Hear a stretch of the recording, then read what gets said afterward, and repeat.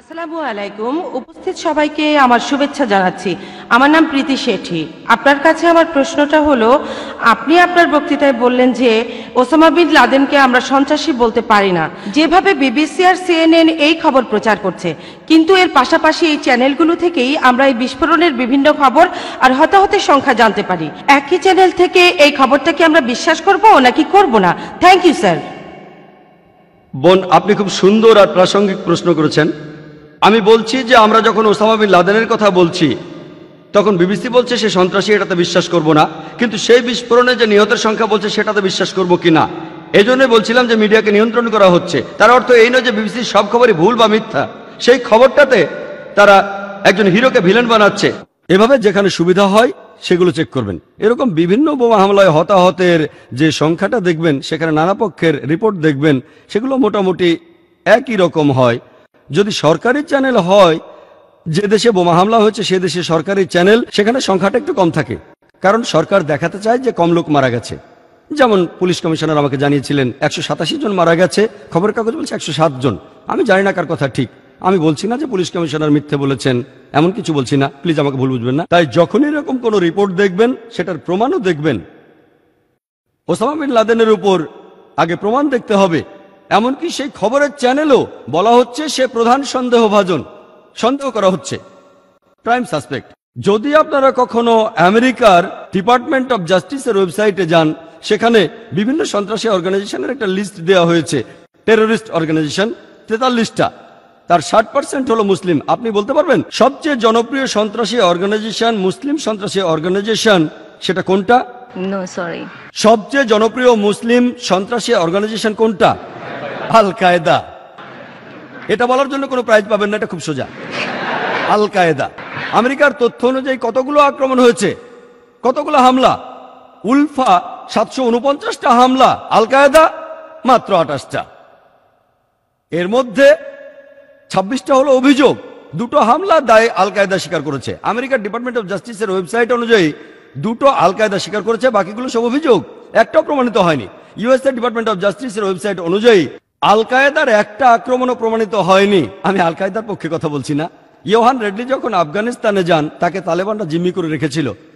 পরে ফিরে আসলে তাকে সাংবাদিকরা প্রশ্ন করলো, আল কায়দা সম্পর্কে আপনার অভিমত কি? তিনি বললেন, আল কায়দার অস্তিত্ব নিয়ে আমার সন্দেহ আছে।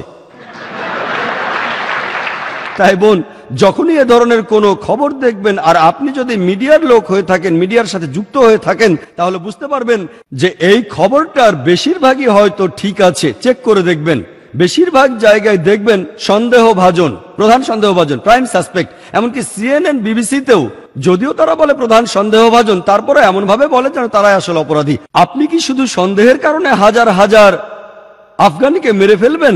এখানে তো কোনো প্রমাণই নেই। তাই বোন, যখন কোনো একটা খবর শুনবো, তখন আমাদের দেখতে হবে কে বা কারা সেটা নিয়ন্ত্রণ করছে, এর পেছনের উদ্দেশ্যটা কি। আগে থেকে চেক করবেন কোন খবরটা দেখছেন আর কোনটার উদ্ধৃতি দিচ্ছেন।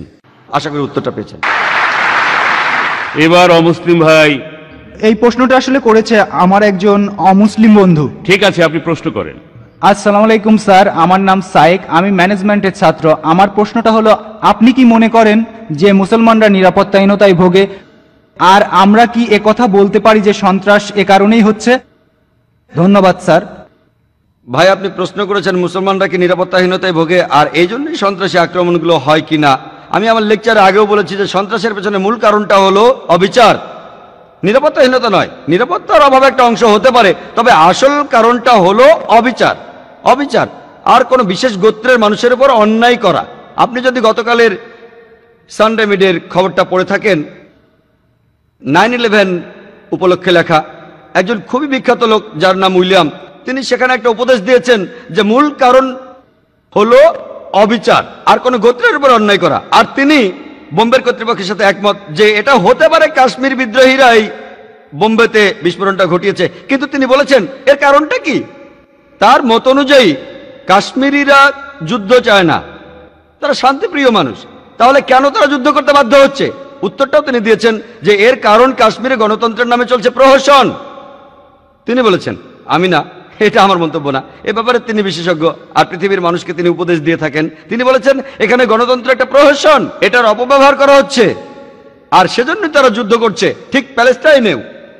তারা যুদ্ধ করছে কারণ তাদের অধিকার কেড়ে নেওয়া হচ্ছে। তাই সন্ত্রাসের কারণ হচ্ছে কোনো গোত্রের মানুষের উপর অবিচার করা অথবা কোনো অন্যায় করা। তাই অধিকার ফিরে পাওয়ার জন্য তারা তাদের যুদ্ধ চালাচ্ছে, প্রতিশোধ নিচ্ছে। আর এটাকে সন্ত্রাস বলছে তারা যারা তাদের বিপক্ষে আছে। যারা তাদের পক্ষে তাদের জন্য এটা ভালো। উদাহরণস্বরূপ ভগৎ সিং, তিনি দেশের স্বাধীনতার জন্য লড়েছিলেন। ব্রিটিশ সরকার তাকে বলল টেররিস্ট, আমরা বলি মুক্তিযোদ্ধা। আর তাই এভাবে কারণ খুঁজে দেখবেন, তারপর আপনি বলবেন সন্ত্রাসী কিনা।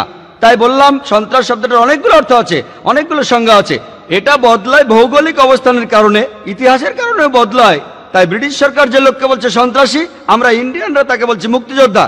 আর এইভাবেই আমাদের বুঝতে হবে আসল কারণটা হলো কোনো গোত্রের উপর অত্যাচার করা। হ্যাঁ ভাই, আমার নাম হলো শাম সুনার। আমি মারাঠি মহানগর পেপারে কাজ করি, চাকরি করি। আজ আপনার লেকচার শুনে আমি প্রশংসার ভাষাও হারিয়ে ফেলেছি। কিন্তু আমার এটা মনে হয় যে ভারতে হিন্দু আর মুসলমানদের এক হওয়ার জন্য কিছু না কিছু একটা করা দরকার। আমার সেটাই মনে হয়, আর তাই করছি গত 10-12 বছর ধরে। কিন্তু আমি আপনার মুখ থেকে শুনতে চাই যে ভারতে বস্তিতে যারা থাকে তারা গ্রাম থেকে এসেছে, বোম্বেতে এসেছে রুটি রুজির জন্য। এই বস্তিগুলোতে যে হিন্দু আর মুসলমান আছে তারা একে অন্যকে অপছন্দ করতে পারে আর অপছন্দ করেও। এখন এই অপছন্দগুলোকে দূর করার জন্য আপনার কি মতামত? ইন্ডিয়াতে হিন্দু আর মুসলমান ধর্মের লোক কিভাবে একসঙ্গে পাশাপাশি থাকতে পারবে? ভাই, আপনি খুব সুন্দর একটা প্রশ্ন করেছেন। এই ব্যাপারটাতে আমার মতামত কি যে আমরা কিভাবে হিন্দু আর মুসলমানদের একতা আনতে পারবো, কিভাবে তাদের একত্রিত করতে পারবো। এর উত্তরে আমি বলবো, আমার একটা ভিডিও লেকচার আছে হিন্দু ধর্ম আর ইসলামের সাদৃশ্যগুলো নিয়ে।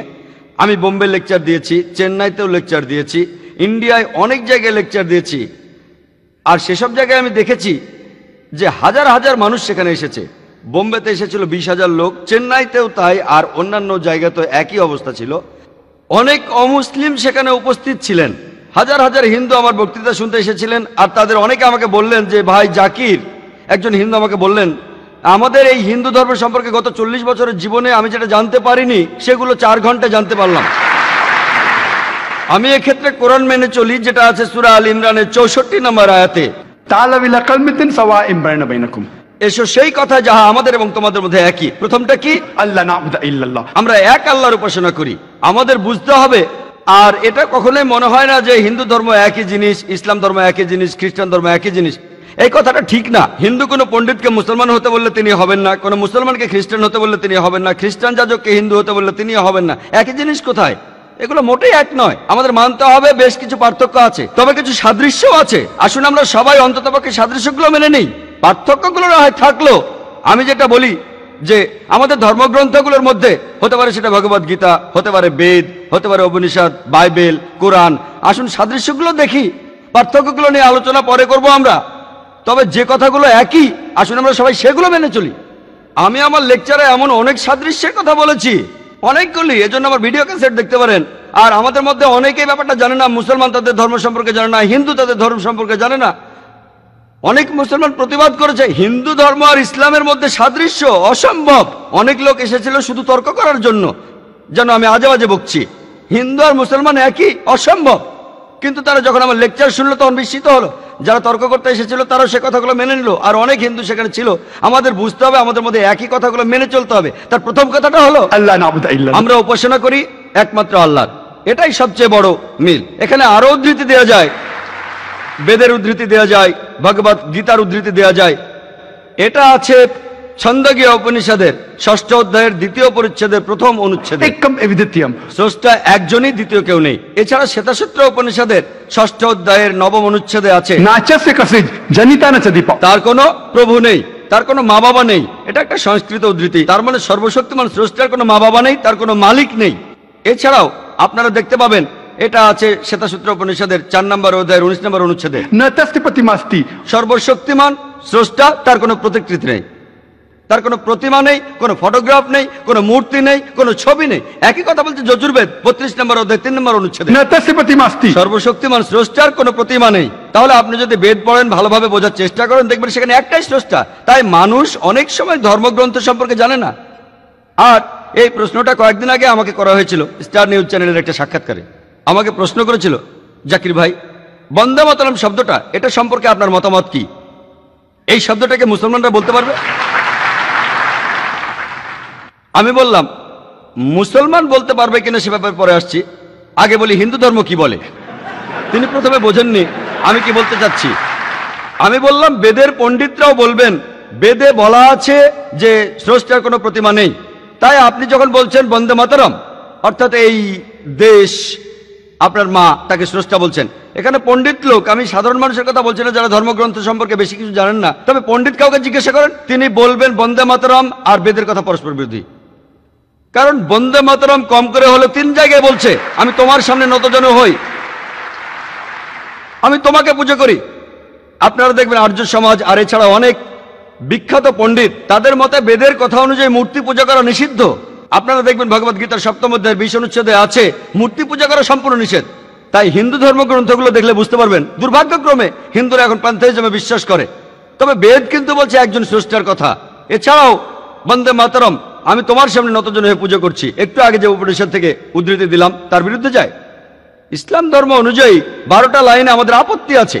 3 বার বলা হয়েছে বন্দে মাতরম, যার অর্থ তোমার সামনে নতজানু হই। 3 বার বলা হয়েছে এই দেশ আমার মা।